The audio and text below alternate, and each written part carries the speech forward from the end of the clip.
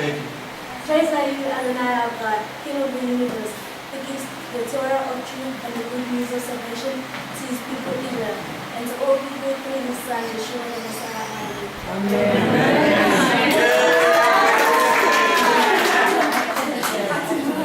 All right.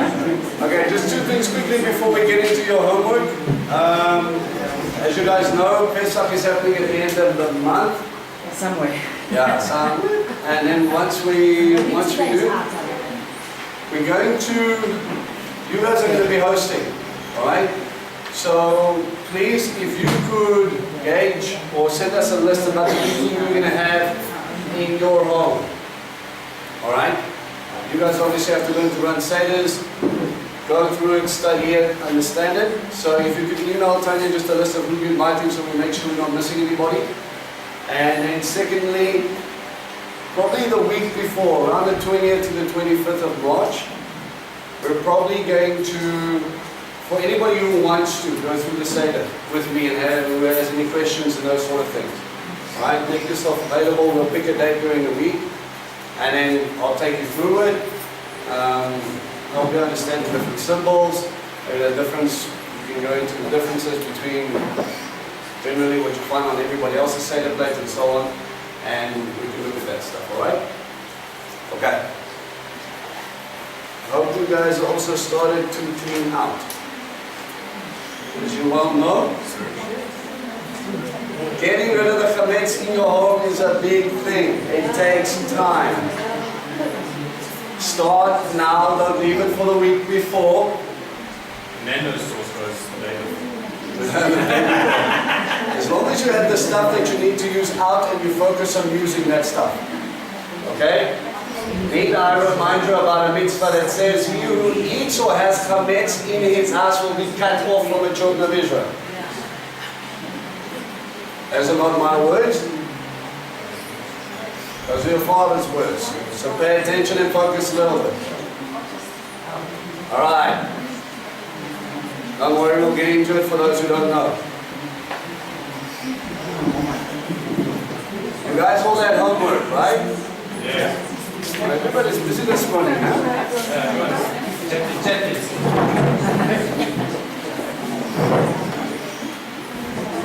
Guys. We can host if you want to. Yeah, sure. Alright. If I can have everybody's attention. Okay. So basically, what did we discuss last week? And that Yehoshua is the Torah. The Messiah gave Torah. Yeah. Right? And hopefully we got to a conclusion with all of my ramblings. What did you guys find? That he did. That he taught that he should. That we should. Okay? And then I went into scriptures about what a rabbi and a Talmud is. Okay? How a Talmud is trained up for 7 years to become like a rabbi. So whatever he did, you do. And I ask you to go pray sincerely about where you are. Remember, there were 3 different stages that God showed me. It's my personal testimony. I see this, you come in as a believer, you believe God is real. Then you choose to become a disciple. You choose to be taught and to study and to do as he did. Scripture I used there was, I think it was in Ephesians, and it says we are to mimic him. Copy him exactly. So if you wore tzitzit, we wear tzitzit. If he kept Shabbat, we keep Shabbat. And we know that he kept all the mitzvot because he was an unblemished sacrifice, right? Right. So as best we can, we follow. Okay? So when you go and you study to apply, you study to do. You don't just read through the Gospels. You read to understand and take note of what he did and what he said about certain subjects. So when people ask you about that subject, you can say, Messiah said. Right. It's like I wasn't here. You guys had 1 week off, right? So now it led us into the next thing. It's an obvious thing for me. Okay, but I've been doing this for a while, so it's a little bit taken for granted. The question and the stuff I had you to go and research was, did the disciples follow Torah? Yes. Right. I don't believe you. You're going to have to prove it to me. Okay? We're going to look at different scriptures. I've got a couple of bulk applications, some big ones. Okay? I've picked on Paul a little bit today. Because he's the misunderstood one. Okay? So I've got a couple of references where Paul seems to contradict anything that we've ever known about him. But at the same time, I'm not just going to use Paul. But before I give you anything, I want to hear from you. Help me out. Romans 1:1. What does that say? Shall we, as servants of the sure Messiah, and called ministries separated to the good news of the Lord? Okay, number one, good news is what? Reference Isaiah 61:1 and 52:7. Come on.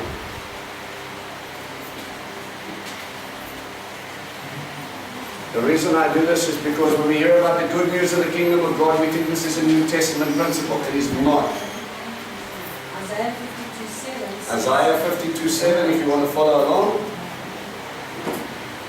How pleasant upon the mountains are the feet of him who brings good news, who proclaims peace, who brings good news, who proclaims deliverance, who says to Zion, your renewal reigns. Okay. And 61:1. Isaiah 61 verse 1. The Spirit of the Master Yahuwah is upon me, because Yahuwah has anointed me to bring good news to the meek. He has sent me to bind up the brokenhearted, to proclaim release to the captives, and the opening of the prison to those who are bound. That's nice, but you're talking about kingdom of heaven dynamics here, right? Torah. How do you make a link between the good news and Torah? Good news is salvation. Okay, so Yeshua is salvation, so therefore everything in Torah is correct. Show me scriptures that says where he or where the disciples went and said or they did what Torah dictated. Yes. Acts 16 verse 3. Acts 16 verse 3. Where Paul takes him to the Okay. Acts 16. Seems like everybody will pick you on Paul. I like it. Acts 16 verse 3 says, Okay, I'll read it for you. yes please. Shaul wanted Timothy to accompany him, so he took him and did a brit milah because the Jews were living in those regions, for they all knew that his father had been a Greek. Okay, so we all very quickly, or lots of things, or there are verses in Scripture where Paul says, circumcision does not profit a man and uncircumcision does not profit a man. You know what I'm talking about? Right. Right.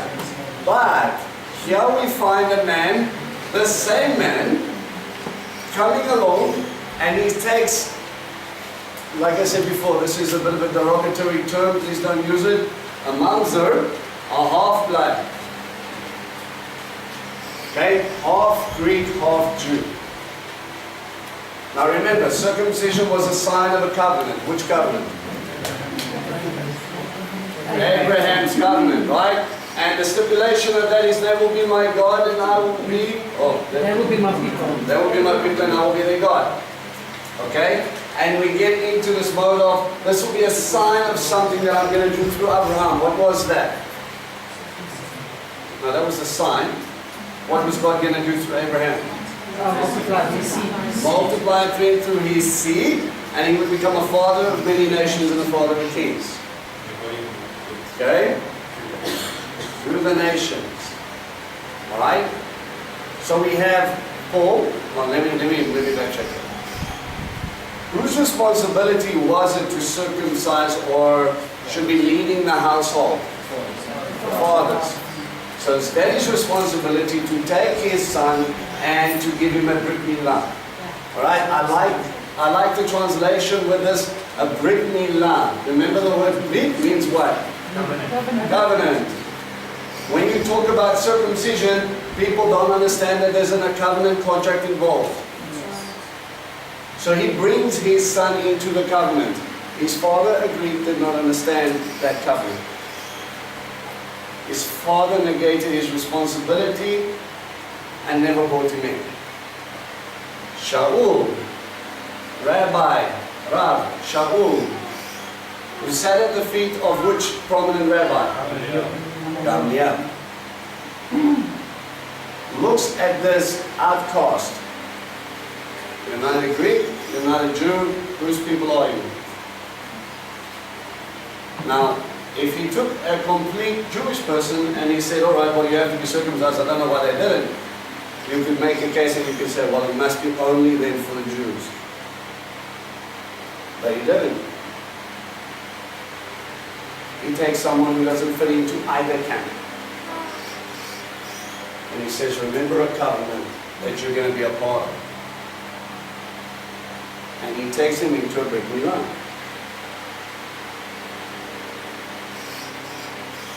So we've got one of Paul doing something seemingly opposite to what's being taught today.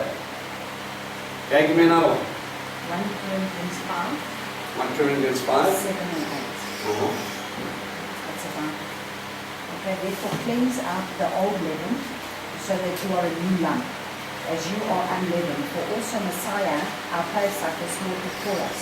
So then let us celebrate the festival, not with old leaven, nor with the leaven of evil and wickedness, but with the unleavened bread of sincerity and truth. Right. So here we have, who was it? Paul. Paul. Rabbi Shaul. Celebrating what? Unleavened bread, Pesach. Pesach time. And he's teaching others. Said, celebrated without ferments. What's ferments represent? What we do? Sin. Okay? Sin. Describe to me very quickly, how do we make chametz biblically? How do we make chametz biblically? How do I make that level?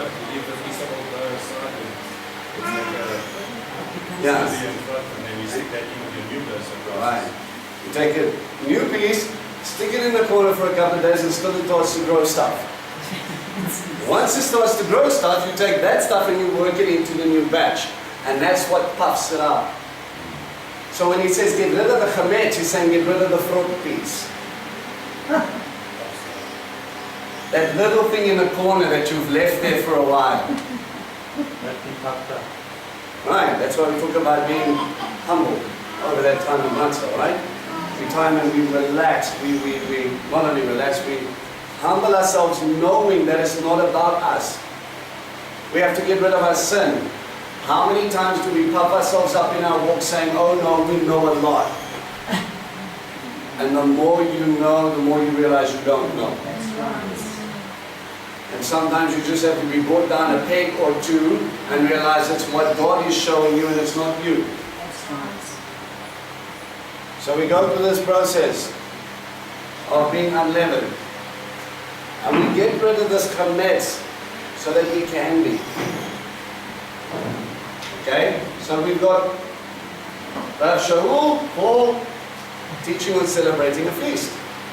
What else have we got? Peter's vision. Oh, that's the big one. Can I? Yes. Let's reverse a little bit. Go to Acts 2 for me. And then we'll do Acts 10 after.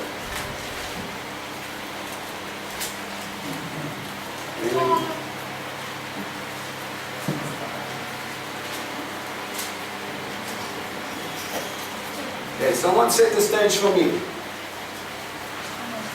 What happened at the end of Gospels, Acts 1? Are we in the upper room? Waiting for, because I was told that the Spirit, that they would be anointed with the Spirit. Yeah, you need to be careful with that upper room thing. Yeah, I agree. Because it's during a feast and they're supposed to be at the temple. Thank you very much, sir. Right. People have thought that they go to the house, and a house means a house. Welcome to the house.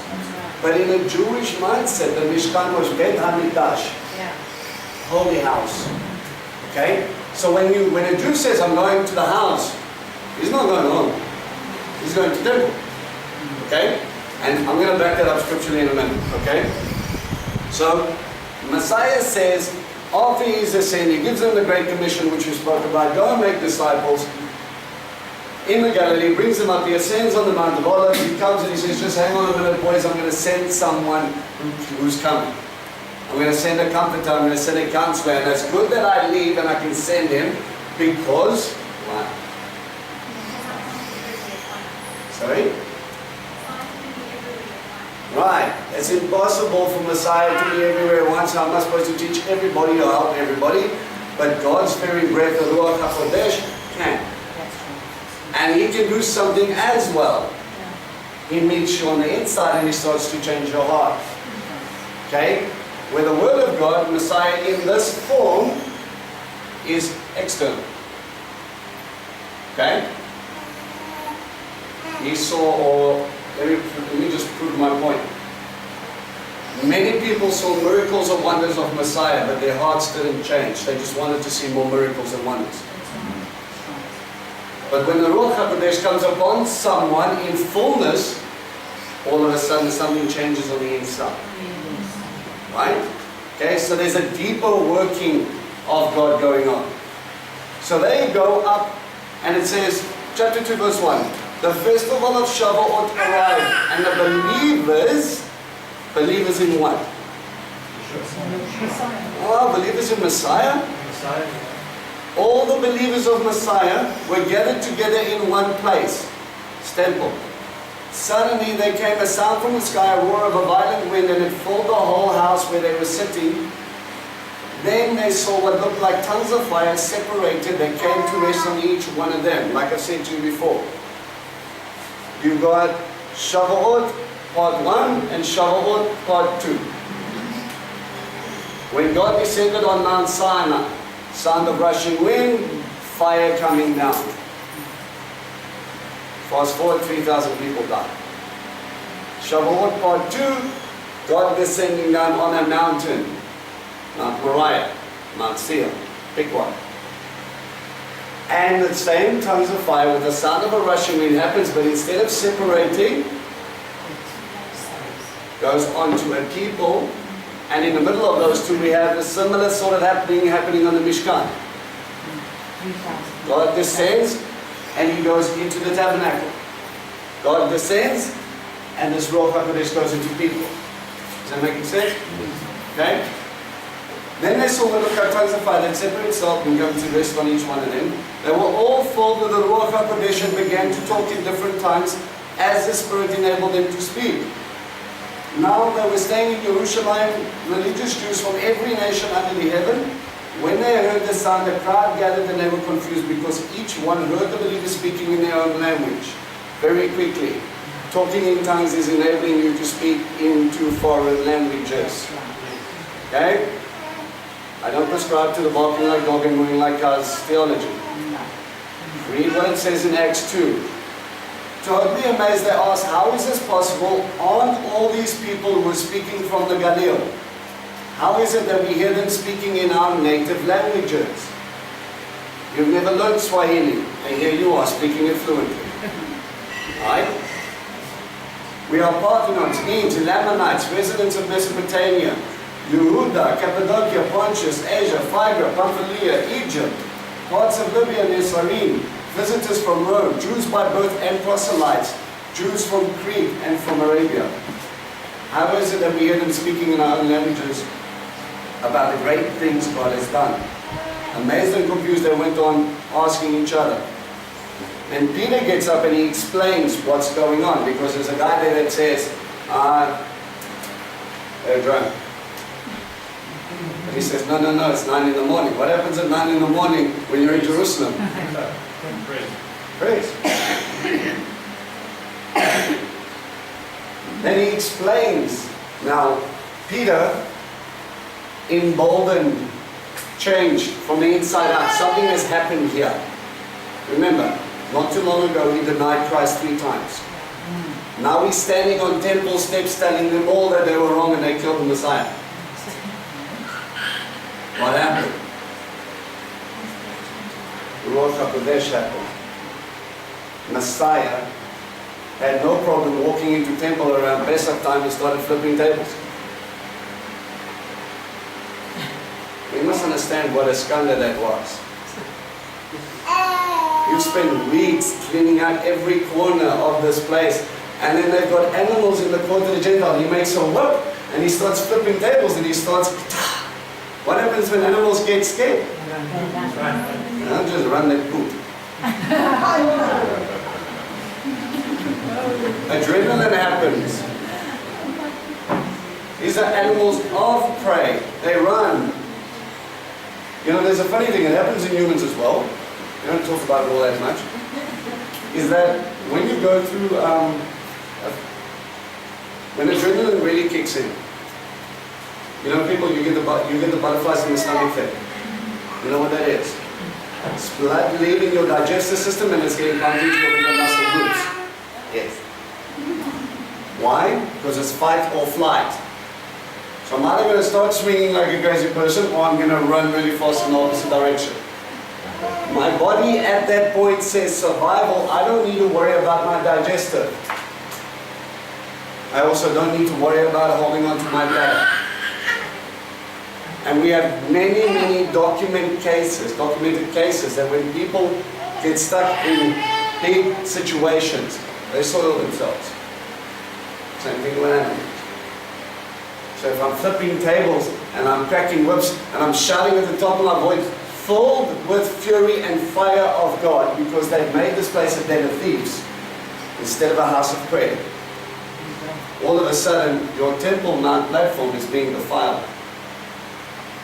We've spent weeks cleaning this place now. Now we're going to have to do it again. What was it, 144,000 squares?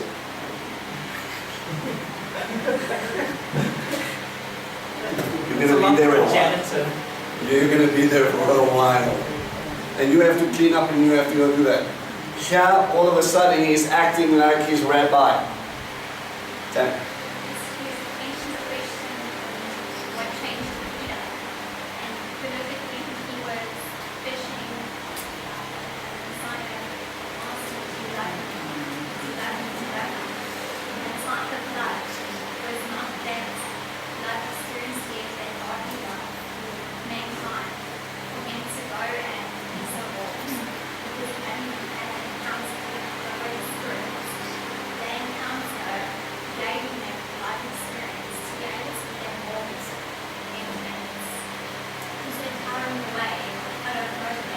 Yes.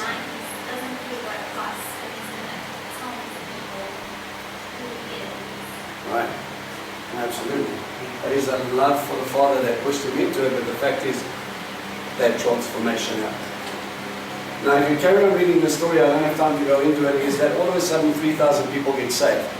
Where do I baptize 3,000 people on a mountain that's on the edge of the desert?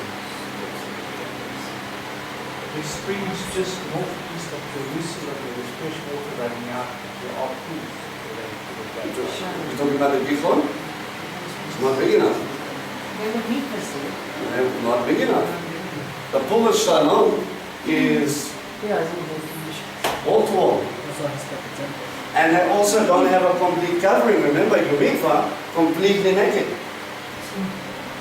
How many of you prescribe to the idea that there would be 3,000 naked people in the temple at the pools of Shalom before they went up to temple steps? Every mikvah we found in Jerusalem at the temple steps have coverings. Okay? That mikvah, they would go in down the steps on the one side and there would be a partition and they would come up on the other side. 3,000 people had to be mikvah. Just where, my opinion, I believe this probably took place not far from this place, a place called Southern Wall Excavations. Just outside of the Holder Gate, there are mikvahot everywhere. Remember, you go down the steps just before you get the road, you get David City, the road, and then you come up there. There are mikvahs along that whole region. 3,000 people for guys going up to the temple to mikvah 3,000 people in a couple of hours is nothing. Why? Because the place swelled 4 times its size every Pesach. You've got pilgrims coming from all over the world to come celebrate the feast. There needed to be enough ritual baths to be able to mikvah. Okay? The Pools of Salom is further down the hill on the Ophel Ridge, sitting right there, but it wasn't enclosed and it wasn't big enough to take 3,000. Okay? So further up, just before temple steps, this is probably where this took place. So it couldn't have been in someone's house. Right? They were celebrating Shavuot, they were at the time, and they go into a mikvah. Okay? Does that make sense? So now we have the disciples celebrating Shavuot and being a believer in Messiah. Okay? Let's go to Acts 10.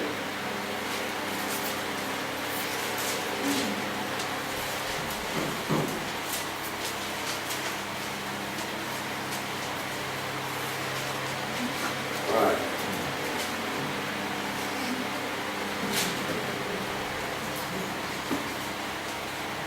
There was a man in Caesarea named Cornelius, a Roman officer in what we call the Italian regiment. He was a devout man, a God-fearer, as was his whole household. He gave generously to all the Jewish poor and prayed regularly to God. One afternoon around 3 o'clock, he saw clearly in a vision of the angel of God coming and saying to him, Cornelius, he stopped. Praying at 3 o'clock. Any other translation? The ninth hour. Okay? What happens at that time in Jerusalem? Mincha. Afternoon sacrifice. You have a Roman centurion praying at the time an offering is being made.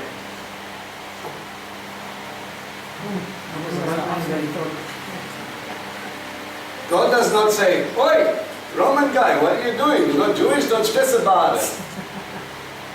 He sends an angel and he goes to him. He says, Cornelius said that the angel, terrified. "What is it, sir?" he asked.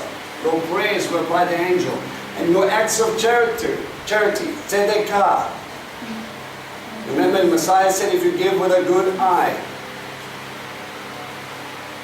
if you act righteously, that's giving, have gone up to God's presence and He has you on His mind.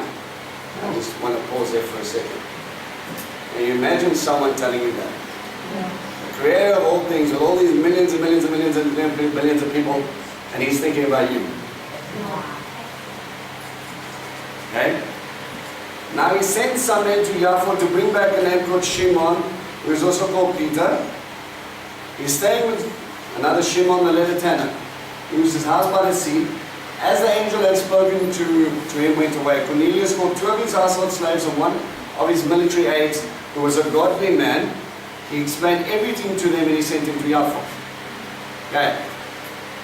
Set the stage. Messiah has been crucified. By what? Roman peoples. The last thing Peter wants to see or hear is a Roman centurion summoning him. That didn't work out well for us the last time this stuff happened. So look how God has to deal with his nervousness. Let's put it that way. The next day about noon, while they were still on their way approaching the city, Peter went up to the roof to the house to pray. He began to feel hungry and wanted something to eat. But while he was preparing a meal, he fell into a trance and he saw heaven open and something that looked like a large sheep being lowered to the ground by its 4 corners. In that were all kinds of 4-footed animals, crawling creatures, wild birds. And the voice came to him and said, "Get up, Peter, slaughter and eat." But Peter said, "No, sir, absolutely not. I have never eaten food that was unclean or treif."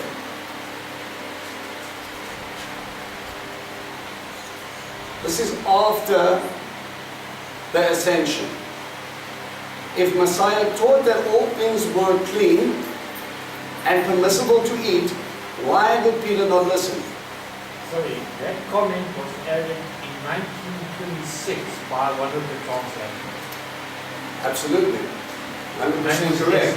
When Messiah puts in and he says, that little, you'll see it in brackets or you'll put a little asterisk and it says, and thus all things are considered clean.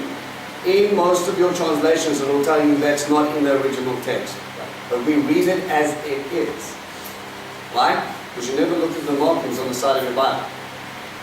He never said that. That was someone else's commentary on that verse. Right? Here it backs it up. Messiah said he kept Torah. As a disciple of Messiah, Peter kept Torah. And he never ate anything unclean. Nothing has touched my lips. Now this gets confusing. The voice spoke to him a second time. Stop treating as unclean what God has made clean. This happened 3 times. Then the sheep was immediately taken back up to heaven. Next verse. Peter was still puzzling over the meaning of the vision he had seen when the men of Cornelius who had sent him invited Shimon's house stood at the gate.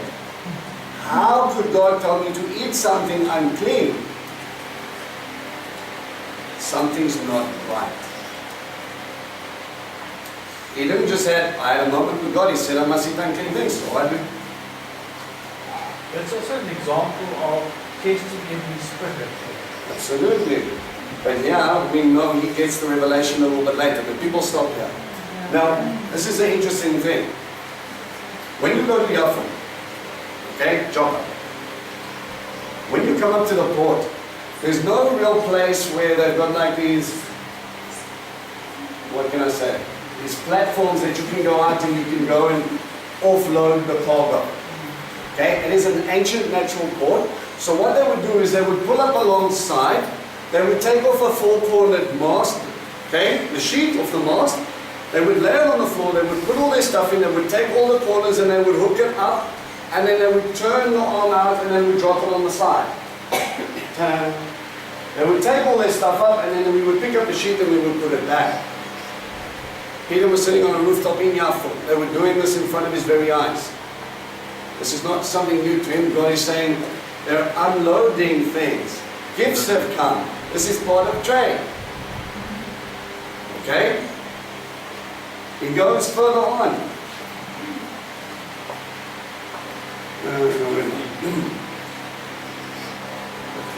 Sorry, I'm just, yeah. 18. And he called for Simon Peter, sorry.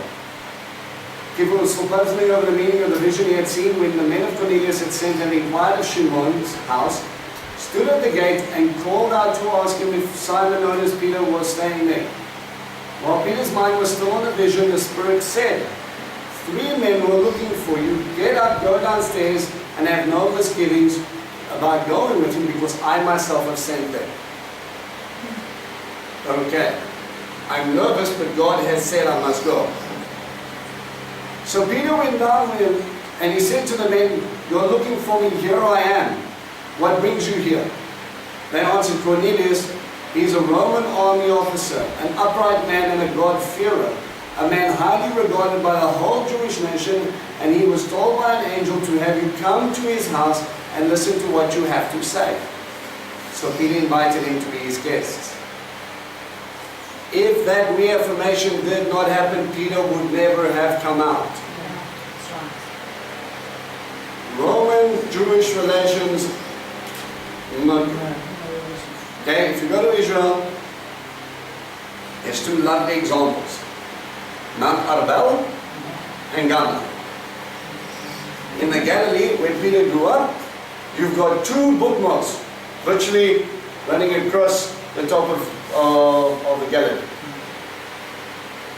Revolution happens, people come down Mount Arbel, they hide in caves. Romans don't like chasing people and they like killing you slowly, so they send down a net. They climb down the side of the net. They pull next to the cave. They get a grappling hook.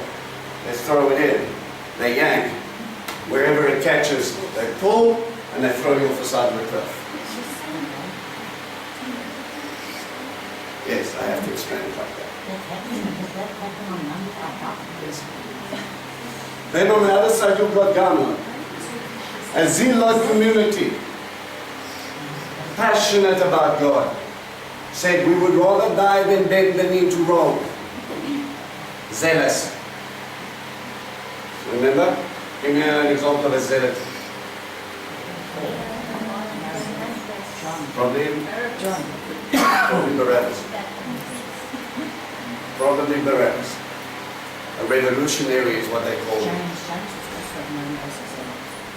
He comes up. They go down to this mountain. Gamla is, for lack of a better word, a little hike. shaped like a gamal, which is a camel. It's got a big camel's hump. And you hike down, and you come up to this fairly thick fortified wall that runs all the way down to the ridge. One of the largest, if not the largest, ancient synagogue from the time of Messiah is situated there. Very devout community. The Romans come up, they get pushed back. We breathe. Rome doesn't like to lose. Reinforcements come. Melissa gets shot from the top of the hill. Eventually they dig out one of the fortifications and they manage to crumble the one side. They bring the battering ram in and they start to break the one section, which is one row of houses just away from the synagogue. They said, and there's a cliff face right on the top of it. Mothers and children's parents flung their children off the edge of the cliff. And then they jumped to their own death. Because they thought it would be better than to die at the hands of a Roman.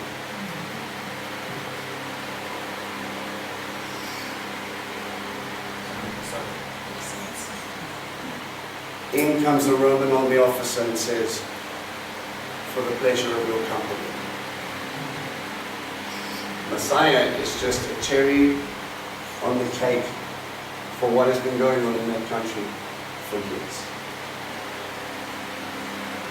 There's been lots and lots of hard conflict, and it's us and them. It's pagan Gentiles and this little nation is just trying to survive and keep to God's instructions.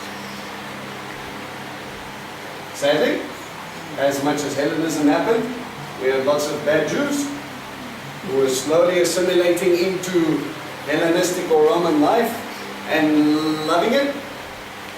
And on the other side, we have Roman centurions who are praying mincha and are giving tzedakah and are realizing that they're a part of something bigger.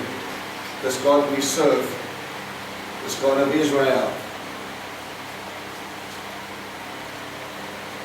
But Caesar is God. No, Caesar's not. The God of Abraham, Isaac, and Jacob. No, that's a God I can serve. Okay? So, Peter with some chutzpah goes on and he meets them.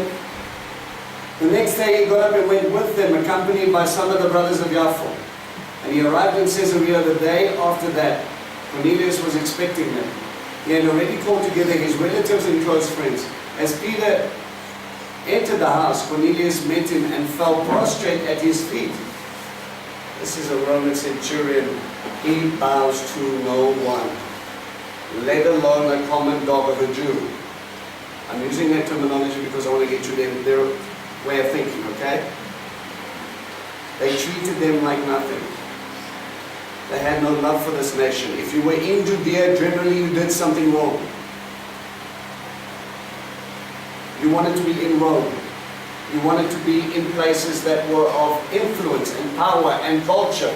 And here I am stuck with these guys who are still living like shepherds and worshipping a deity that was before even Alexander. They have not moved on. And it's funny, the people that had the least to offer in a Roman worldly mindset had the most to offer in a God mindset. Okay? He falls at Peter's feet. But Peter pulled him to his feet and said, "Stand up, I myself am just a man." Please pause. Forgive me if I offend anybody. Peter is to be considered the first pope of the Catholics. And people are called to bow down and kiss the Pope's ring. If Peter was the first Pope, why does he tell him to stand up and says, "I'm the man"? That's contradictory to what they're saying. I point that out because I think people should just stop and consider some stuff. Okay? As he talked with him, Peter went inside and found many people gathered. He said to them, "You are well aware that for a man who is a Jew to have close association with someone who belongs to another people, or to come and visit him, is something that is just not done." meat sacrificed to idols. Uncleanliness going on everywhere. Roman culture, it was not foreign for people to sleep around and get all stuck on opium. How can I then go sit in your house knowing that that might happen? They separated themselves completely. They're like, no ways. No Roman theater, no Roman bathhouse, no Roman gymnasium. Gymnast means what? Naked. Welcome to the house of nakedness. Good Jewish boy, you're going inside? It's just not done. Where's the modesty? There's nothing here. These people do not fear God. You go in and you make offerings to the gods of health, to the gods of the games, to the gods of everything. Now one must go stand there and be okay.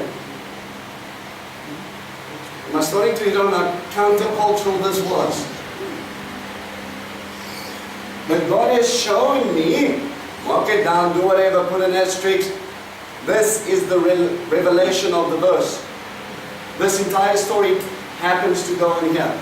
But God has shown me not to call any person common or unclean. The vision was never about food. It was just something that he needed to get Peter to help understand that it was okay that he could go and stand there because this man had been deemed clean by God. So how can I say he's not?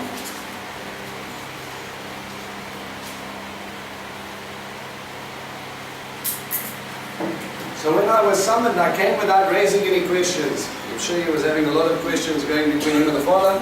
He says, tell me then, why did you send for me? Cornelius answered, 3 days ago, around this time, I was at Mincha prayers in my house when suddenly a man shining in clothes stood in front of me and said, God has heard your prayer and remembered your acts of charity. Now send to Yaffo and ask for Shimon, also known as Peter. He is staying in the house of Shimon the Levittan by the sea. So I sent for you immediately and have been kind enough to come. Now all of us here in the presence of God to hear everything the Lord has ordered you to say. Then Peter addressed him and said, I now understand that God does not play favorites, but that whoever fears him and does what is right. Please pause. Your faith leads to obedience. If your faith just stops there and you do nothing about it, you're like Noah being told there's going to be a flood and you never build a boat.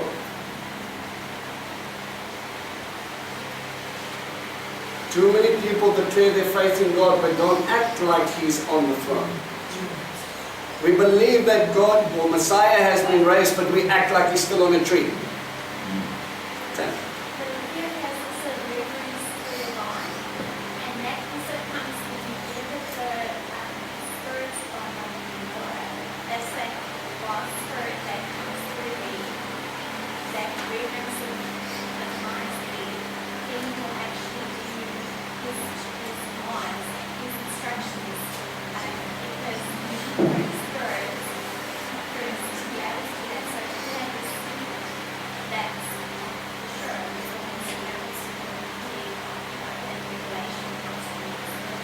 Right. No matter what people he belongs to. Verse 36. Here is a message that he sent to the sons of Israel, announcing Shalom through Yeshua the Messiah, who is the Lord of everything. You know what has been going on throughout Yehuda, starting from the Galilee and the emotion of Yochanan proclaimed, and how God anointed Yeshua from Nazareth, with the Ruach HaKodesh, the Holy Spirit, and with the power, How Yeshua went doing good and healing all the people oppressed by the adversary because God was with them. Brings us back to the good news. As for us, we are witnesses of everything He did, both in the Judean countryside and in Jerusalem. They did away with Him, hanging Him on a stake, but God raised Him up on the third day and let Him be seen. Not by all the people, but by witnesses God has previously chosen, that is, by us, who ate and drank with Him after He had risen again from the dead. Then he commanded us to proclaim and to attest to the Jewish people that this man has been appointed by God to judge the living and the dead. After all, the prophets bear witness to him, and everyone who puts his trust in him receives forgiveness of sins through his name. Peter was still saying these things when the Ruach HaKodesh fell on all that were hearing the message. All the believers from the circumcision faction, any other translation here? All the believers from? Verse 45. While Keeper was still speaking his word, the Holy Spirit fell upon those hearing the word.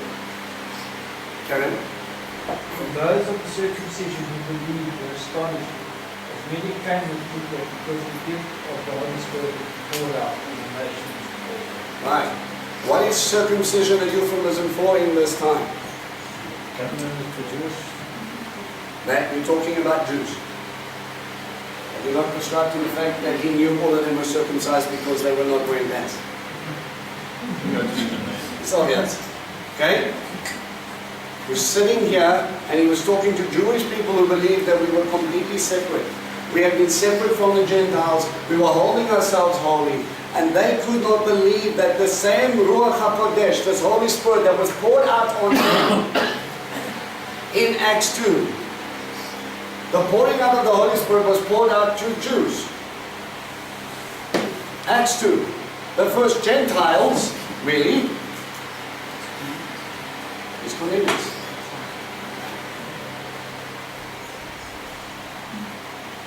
And they're going, I never saw that coming. How can we deny that God has brought them into the house? You see, but there's something there in that verse 22 that's interesting. Why the Father chose Cornelius? Because Cornelius was a man who feared the Father, and he was a righteous man already. So He was already following Torah. yes, He he was was going already in. following Torah. But remember, there's a moment when they say, right, remember the biggest problem in the New Testament that we have is, guess what, the Messiah came, and that's no, not even. The Messiah has come. He's Jewish, by the way. And he's done away with No, that's not even, wasn't even in their mind. That's later. That's us. No, that's our generation. The Jewish Messiah has come to save a Jewish nation. That's fantastic. I'm so happy. What about those guys that have joined? If I'm a Gentile and I'm standing now and hearing this, that he's ascended, that he is Mashiach, and I'm listening to Peter and I go, he's come, that's amazing, but what about me? We've negated the fact of Torah because of our separation of clean and unclean people. Gets rabbinic. Please pause. And we've forgotten about Ruth. And we've forgotten about Rahab. And we've forgotten about Caleb. And we're going, how is that possible? But only when we go back and we start to realize and we go, hang on a second, it's been like that from the beginning. Shall be one law for both the stranger in the house and in this house. You know, we get stuck in the boxes, and especially Greek mindset, right? We want to know who you are and what you worship. So normally people, when they find out you're a Christian or a believer, they ask you which denomination you're in. And I said, no, well, it's not as bad as when you go to a Jewish, you go to shul. Because they want to know which shul you attend. Yeah. I say, you're Orthodox, huh? Oh, Reform. Wait. Alright? And we've got different little boxes because we know that's how we're supposed to interact with people. But that's Greek thinking. Biblically, Hebraic mindset's all about pictures. Which tree do you belong to? You want to eat of the tree of life and become God's people? Or do you want to go out and be cast out into the world and go do your own thing? This one brings death. This one brings life. It's not that complicated. God's people and everybody else. That's the distinction. And anybody who joins the house of Israel will be called Israel. We spoke about this with the new covenant. There is no mention of the covenant for and the Gentiles except for Noah. Because it was a worldwide covenant.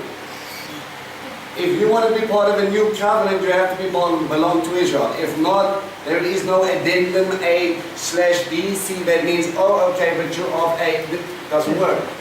You become part of God's people. Bottom line. Now again, We've got Peter saying, I'm eating kosher. I make the distinction now. There is a slight difference between the way I see kosher and the way the rabbinic idea of kosher is. Okay? Let me explain for those of you who haven't been here. The mixing dairy and meat thing. Okay? When Abraham met with God and he came into a tent, he says he gave him cheese, curds, and meat. That's right. Okay? That milk and that all, the meat and dairy was there. That's right. God didn't strike him down. No. We take that from a verse that says you will not mix a kid in its mother's milk. And God kind of just throws it in there in the midst of a bunch of other categories and then he runs away. And we're like, what is that supposed to mean? It's a pagan practice. It was a fertility rite. It was an abomination in God's eyes. Why? Well, not just a God thing. But let me say it's a perversion of nature. Right? That which is supposed to sustain the baby is the death of the baby. Mother's milk. And then we have another thing, because if God is so busy trying to reveal himself to people as El Shaddai, and Shad in Hebrew is what? A lady's breast. And all you need is mommy's milk. I will nurse you, I will keep you, I will be everything you need. And then you want to tell me to get more stuff, you're going to boil a kid in its mother's milk?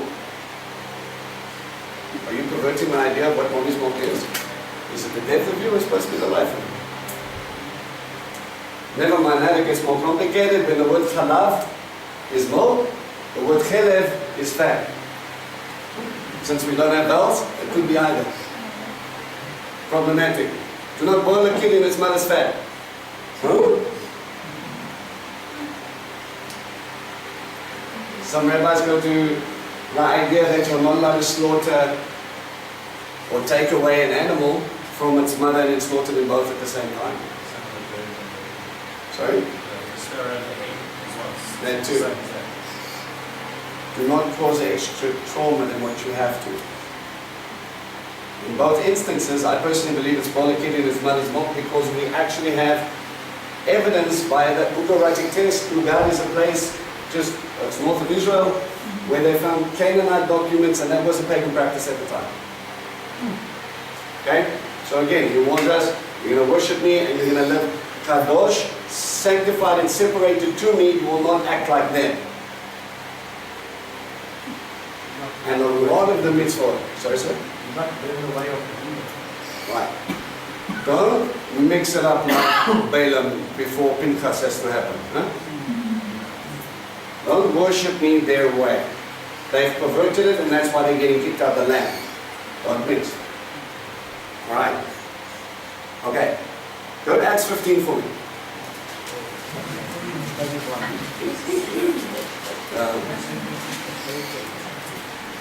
If we could count the hours of how many discussions we've had trying to help people understand this one. It's a favorite one being used. Nicholas already giggling. He's had many more discussions. I want you to fast forward. Go to verse.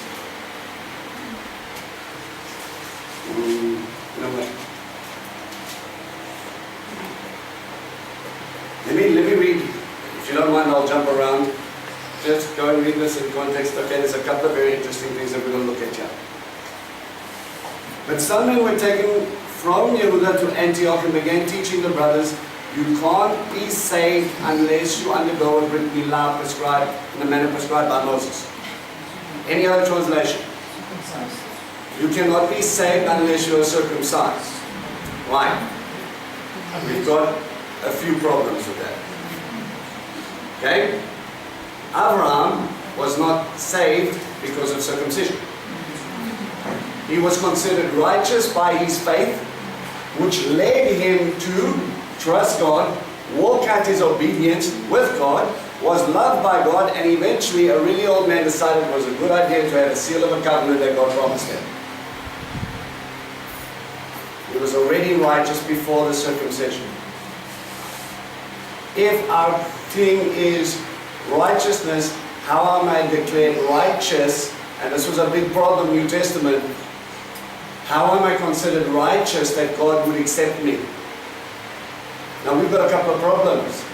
I'll remind you what John the Baptist said, and you can tell me what their thinking was. Do not say for yourselves, you are sons of Abraham. For I say to you, out of these very stones, God can make out sons of Abraham, can make sons of Abraham. What was the problem? I don't need... Sorry? I think you're saved just because you're born a Jew. You're Jewish, you're saved. Case closed. That would be nice, but the problem is it takes away free will. Now make no mistake, a chosen people, chosen by God to do a work, but they still have to choose to partner with God. How can you live like the world and partner with God? You can't. How can you be in and out of covenant? How are we standing like this and hoping that one day we'll land on the right stone when He comes? The covenant is all in. You can't be married one second and then unmarried the next. You have to be walking out obedience. If you break covenant, it's broken. Atonement has to be made. You need to be living this out. Okay?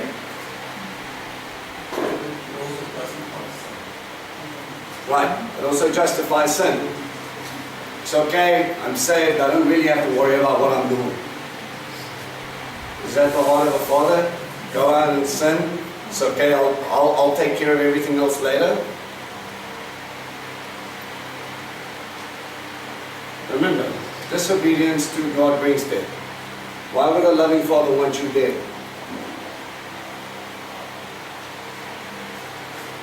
Why would He come to die if you were just going to spit on his body and say no thanks? The biggest issue here is they were teaching circumcision of the flesh without taking into account circumcision of the heart. That's both cases. Absolutely, thanks for pointing that out. Is that we look at the circumcision of the heart as well as a New Testament thing. It wasn't. It's mentioned with Abraham. There has to be a heart condition change to want to walk with God. How badly, Abraham, do you want to walk with God? He was like 99 years old when he got circumcised. I'd say pretty bad. And don't worry, he only circumcised his entire household, which was like 318 or 313 men. And then Ishmael, my boy, you're 13, this is, just hold on to daddy's. Okay, bite this, we're going to be fine.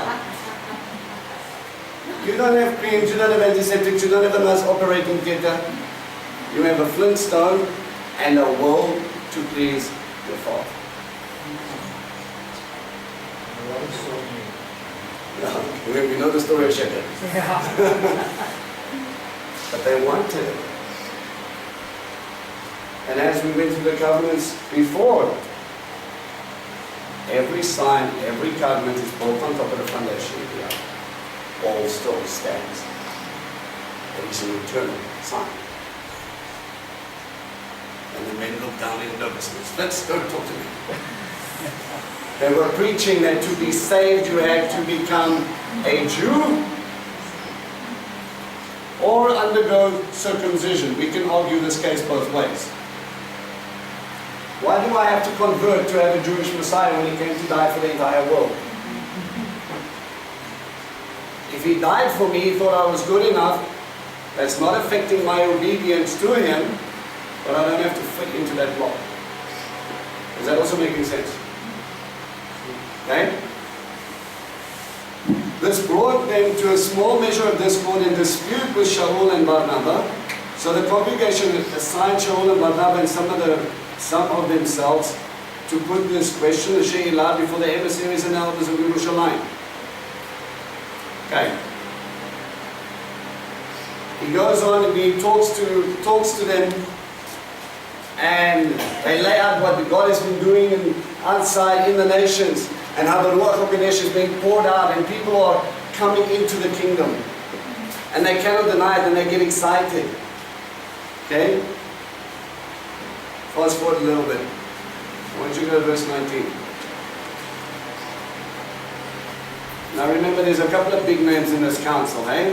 James, Yaakov, who is he? Brother of Yeshua. We've got Peter in there, he's giving testimony. So you've got some serious disciples sitting there and they're rendering a discussion. Therefore, my opinion is that we should not put obstacles in the way of the Goyim who are turning to God. Any other translation? We should not? Therefore, I judge that we should not trouble those. I judge that we should not trouble those, put obstacles in the way.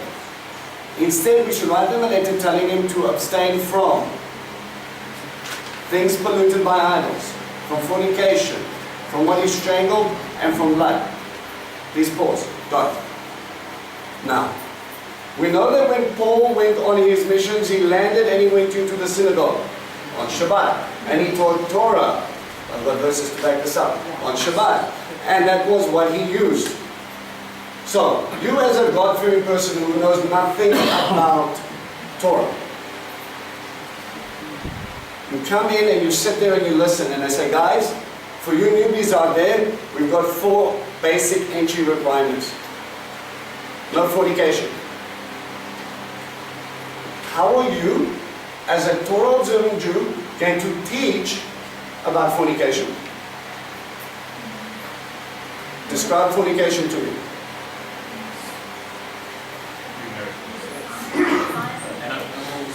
I don't want your opinion, man. I want verses.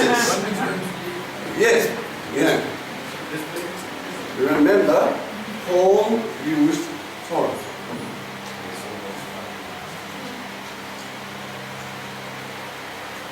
But he's also just wrong there. I mean, he's talking about uncleanliness, right? These things polluted by idols, from fornication, from waste strangled, and from blood. There is The a Jewish mindset are very worried about being unclean. And it was to them contagious. That is underlined, but fornication goes one step further.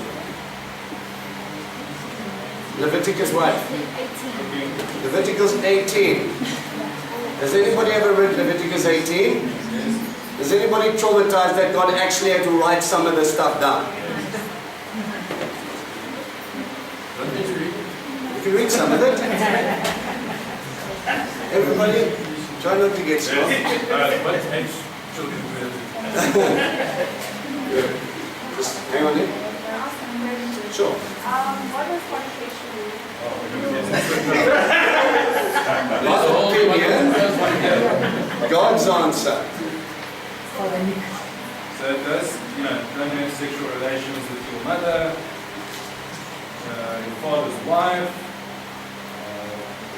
your sister, not have relations with them, or not have relations with your son's daughter, your daughter's daughter, your father's wife's daughter, it goes on and on. Your aunt, your daughter-in-law, your son's wife, your brother's wife, with both a woman and a daughter.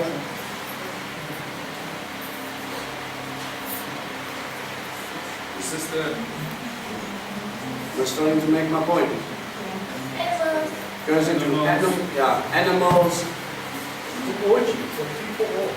Exactly. We never mind the don't lay down with a man as if you do with a woman, and vice versa. And generally, sleeping around is not a good thing. Why? Well, let's look at physically very quickly. You run around long enough, you're probably going to catch something. God does not want you to get hurt, so He keeps you safe. Very basic. Next level. If you are belonging to God and you are betrothed to Him, and God gives a covenant of marriage, Adam and Eve, and He says they ought to become one flesh, and it's something beautiful and holy, and you go and you act like that is common, what are you saying about the God you serve?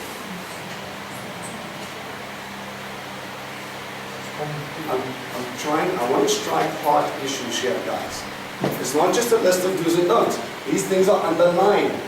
My point is here, you come in here and you say fornication. You're a Roman. You bought a person for that benefit. It's okay under Roman law. So you mean I'm not allowed that anymore? No. So what do I do with it? Well, you look after it, but you don't touch it.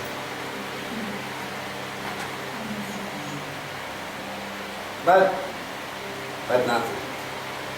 There is a line that God draws in the sand here and He says, I need you to understand. You cannot act like that and be part of this congregation.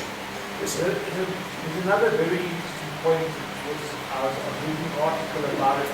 Science has shown that when sex takes place, the person that receives the semen actually becomes part of their DNA. Interesting. So that's why He says in Romans, receiving with Him themselves the condemnation of that which they receive. Sure. Okay, thank you then. Sorry, say that? Are you saying it's the same as Satanism, Satanism worship? Bottom line, how far debauchery goes in, we don't have to look for, because when you go back to Sinai, where God's giving these instructions, Canaanite worship is pants optional. They had altars where they did this stuff, not just with whoever and whatever anything goes. It is something that I made and they've perverted it. Thing is, young ones, listen carefully. Making love can be something beautiful and holy, or it can be something perverted and common. If you look at people with lust, I promise you, they don't want you, they want to do things to you, and that will treat you as an object or a person. You're a thing to them. That's it. Today, we don't believe we are worth more than that. God says you are.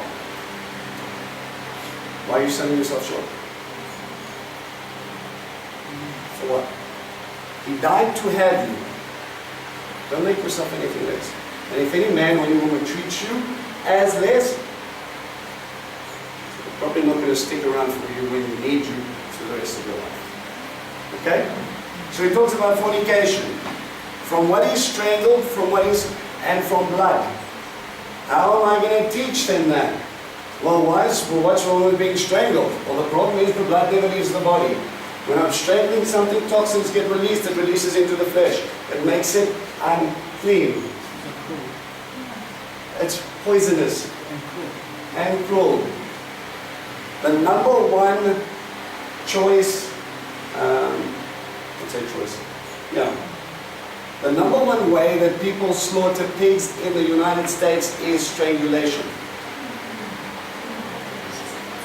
So not only is it unclean, but it's unclean. Okay? You do not let the blood out, so therefore stay away from things of blood. These two actually parallel each other. Blood is used for what? So now I'm going to have to, but why is blood used for anything? But if you're a Gentile and you come from a Roman background, what are you talking about? So now we're going to have to go into Leviticus again, and I'm going to have to go, listen.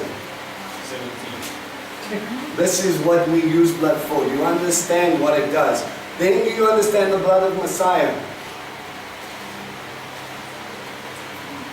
So I'm going continually back and forth. Things polluted by idols. What's an idol? Well, let's go back to Torah.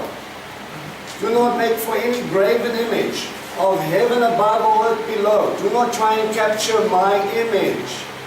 I get concerned when I see little crosses with images of Messiah on them. He's risen, not dead. Exactly. It's a trap. He's not dead, so why do you want to keep it? No, it just reminds us of what he did. But you're making an image. They went so far as New Testament times that they would not carry a coin with an image of a man on it. That denarius that they pulled out when Yeshua said, hey, they bore the image of Caesar on the coin said a divine son from a divine father. Sure. Do we give to Caesar taxes? Give me denarius. No. What are you doing with the denarius, my boy? He exposed him right then and there. And then he goes and he says, give to Caesar what is Caesar's, give to God what is God. Caesar's not God. We are made in God's image. So give him the coins, you come with me. There's so much more than that. My point I'm making here is that you cannot just look at these 4 things and go, well, those are the only 4 things we have to worry about. Those 4 things are headings to a whack load of mitzvot instructions all over Scripture. You cannot get away from without looking up in Torah to describe to what God thinks of those things. And if that is for the Gentiles, 2 of those are about kosher eating.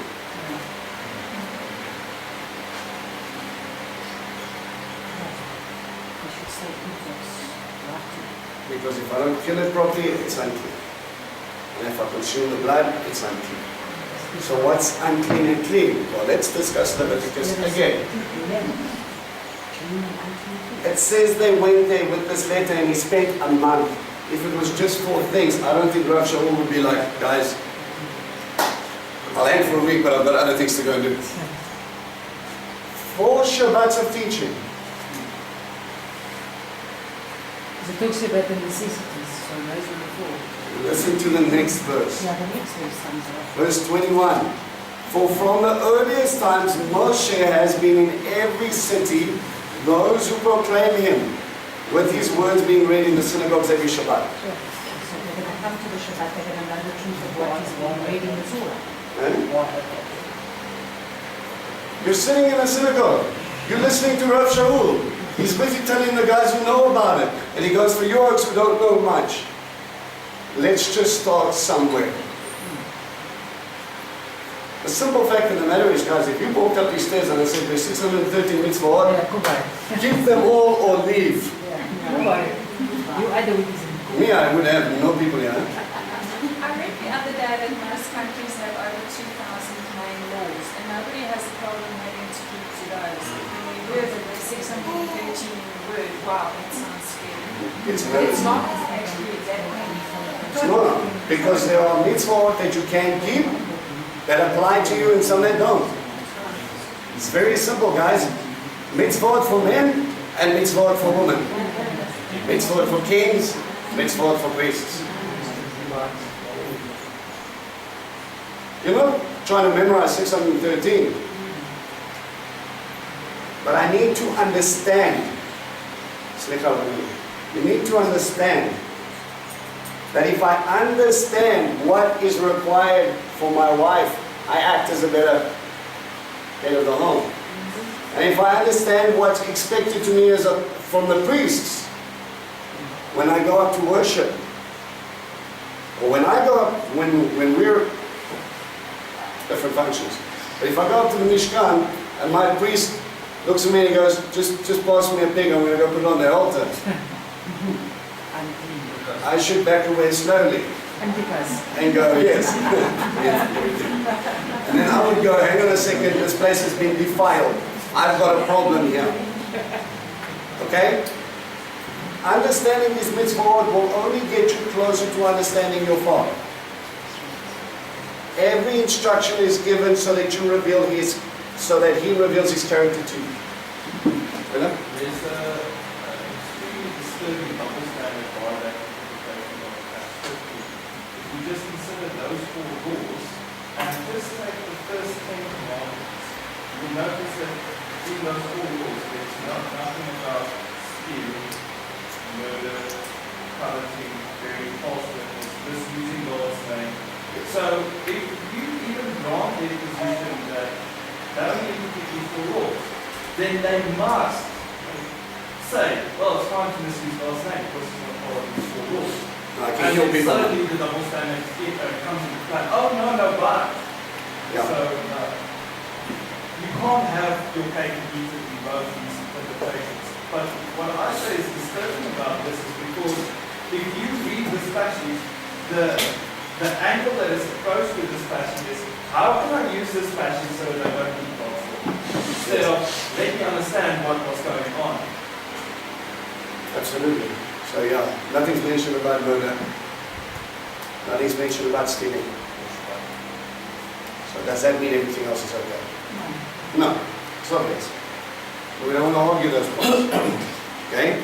Another thing is when you look at is when this question, as someone who comes from a Jewish faction or a Pharisee maybe, comes in and they say, should we get them to observe everything that we have given?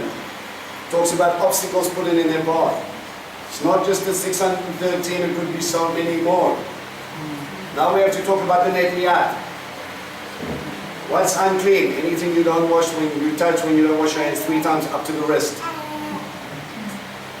But God never said that. Yes, but it's a tradition. And then, so it goes down a bigger rabbit hole. Are you a Pharisee, or are you a Sadducee, or are you this, or are you that? Where do you belong? And then we've got traditions of elders in this time, traditions of men going above God's instruction. So then where do we stop chasing them away? Today, we have a problem. Number one, our cause.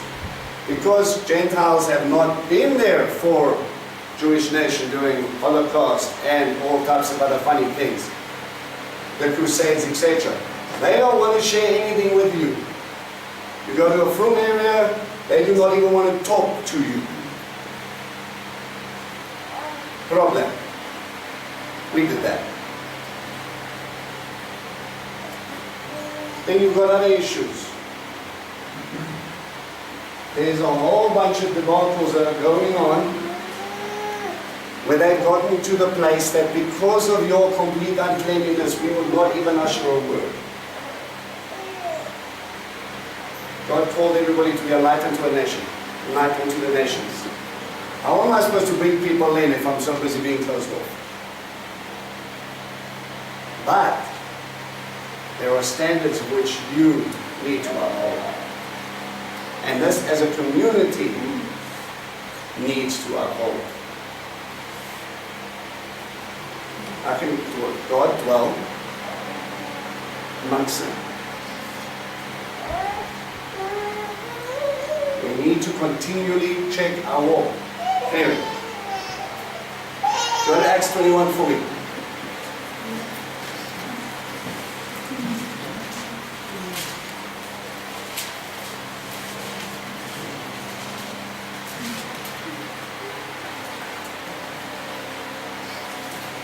We're going to read from verse 17. In Jerusalem, the brothers received us warmly. The next day, Shaul and the rest of us went to Yaakov, and all the elders were present. Same group of guys. After greeting them, Shaul described in detail each of the things God has done among the Gentiles through his efforts. On hearing it, they praised God. And they said to him, you see, brother, how many tens of thousands of believers there are among the Judeans. And they are all zealots or zealous for the Torah. Passionate. This is not a bad thing. This is a good thing. They're passionate for God. And they're believers.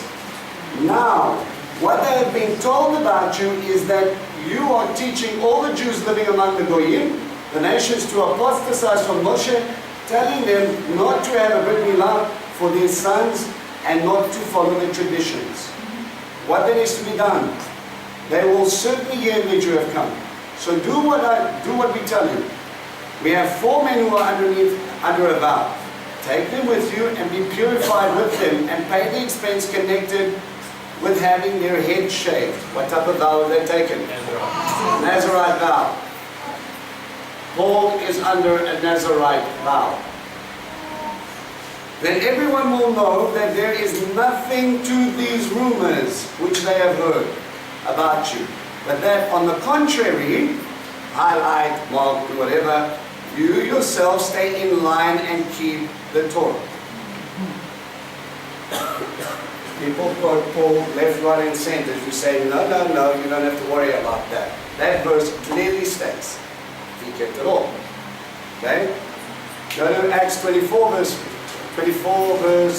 14.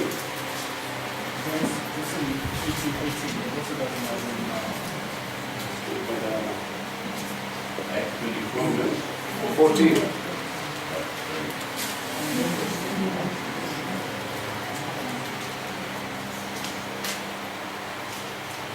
But this I do admit to you, I worship the God of our fathers in accordance with the way. Okay, that's a nice way of saying you're what? Serving Messiah. Serving Messiah. Okay?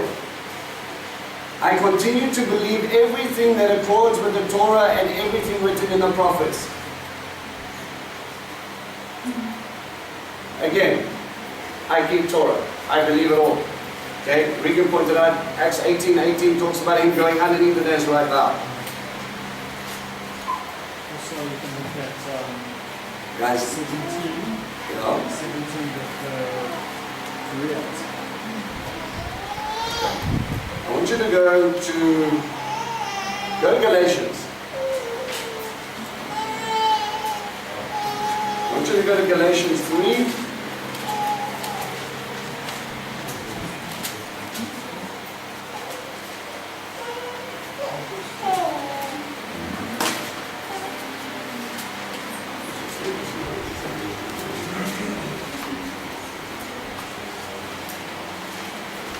No, that wasn't it.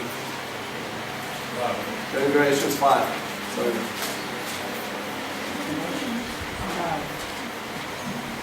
Galatians 5:11.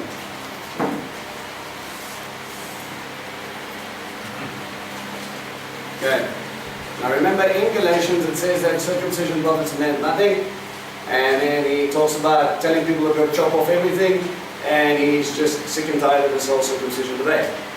Remember, it's about circumcision for salvation. Right?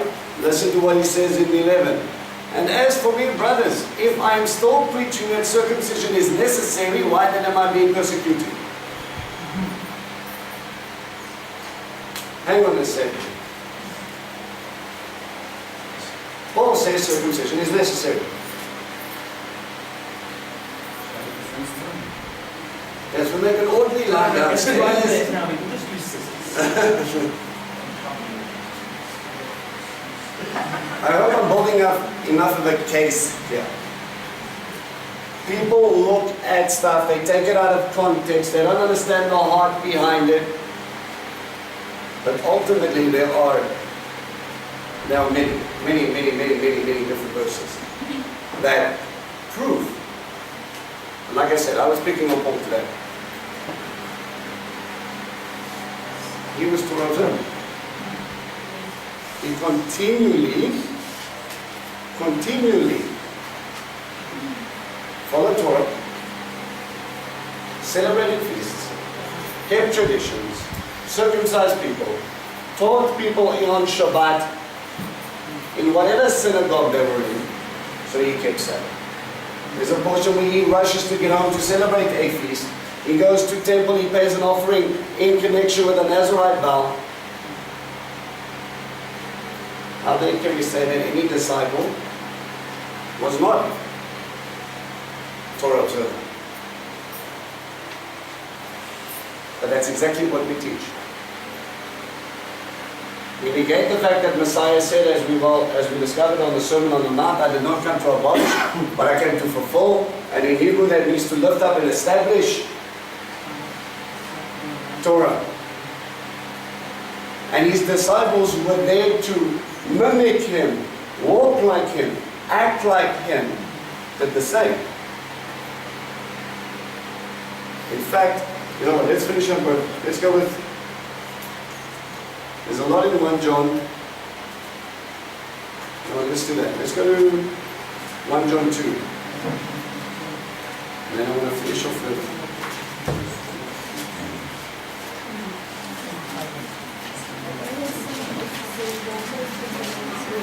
that was my point in the Torah. Go to 1 John 2. Verse 3.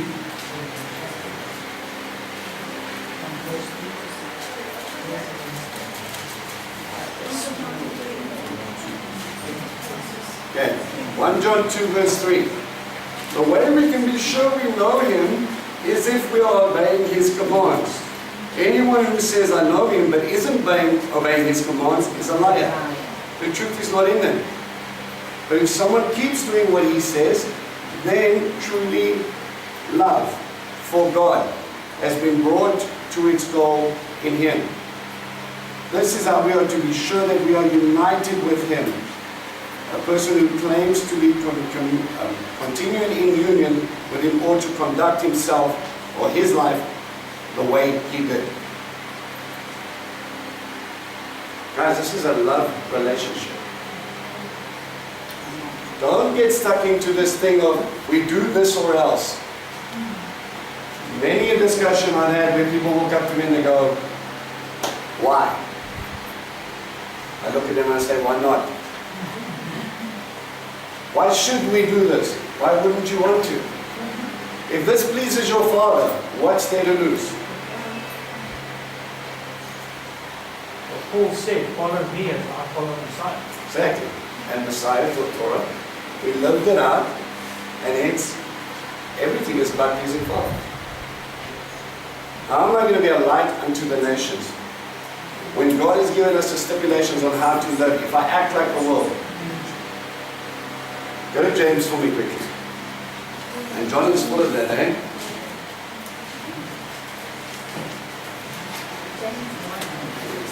As soon as I find it.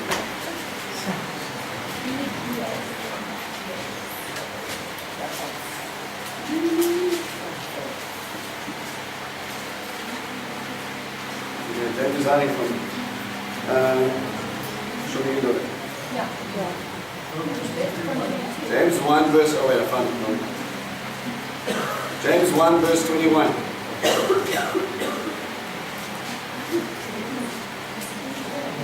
James 1 verse 21 and 26. So rid yourselves of all vulgarity and obvious evil, and receive meekly the word implanted in you that you can save your lives. Don't deceive yourselves by only hearing what the word says, but do it. For whoever hears the word but doesn't do what it says, is like someone who looks at his face in a mirror, who looks at himself, goes away and immediately forgets what he looks like. If Torah is a lamp for me to see what sin is, what is the right way to walk. If I look at myself in a mirror and I see sin and I walk away from that mirror and I ignore it, the point of the mirror is to show you you've got gunk on your face. Wipe it off so you can walk away knowing that you're clean. But if a person looks closely into the perfect Torah, there's more, which gives freedom. People out there are teaching that God's law is bondage. The brother of Messiah says different. They misunderstand what Paul talks about. And continues becoming not a forgetful hearer, but a doer of the work it requires. Then he will be blessed in what he does. There is no point in just listening to Torah. It doesn't help you. It's not good enough that you know He died and not accepting that sacrifice for myself. We have to personalize this walk. To become a Talmid, a disciple, is to walk like Him,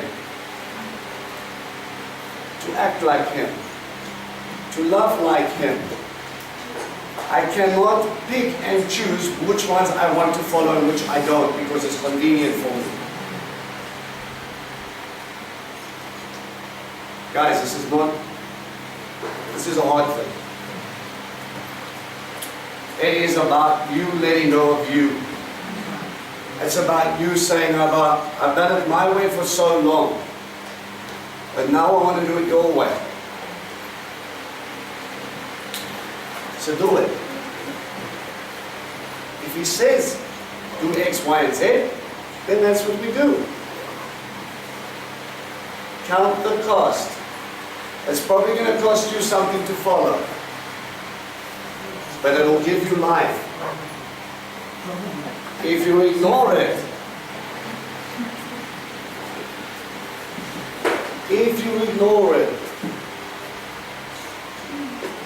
remember, Torah clearly states, I put before you blessing and life, curse and death. To obey brings life. To disobey brings death. You can see that in the last thing I'm going to say. The first Adam disobeyed and brought death. The second Adam, Messiah, obeyed and brought life. Your choice. Break time is happy time.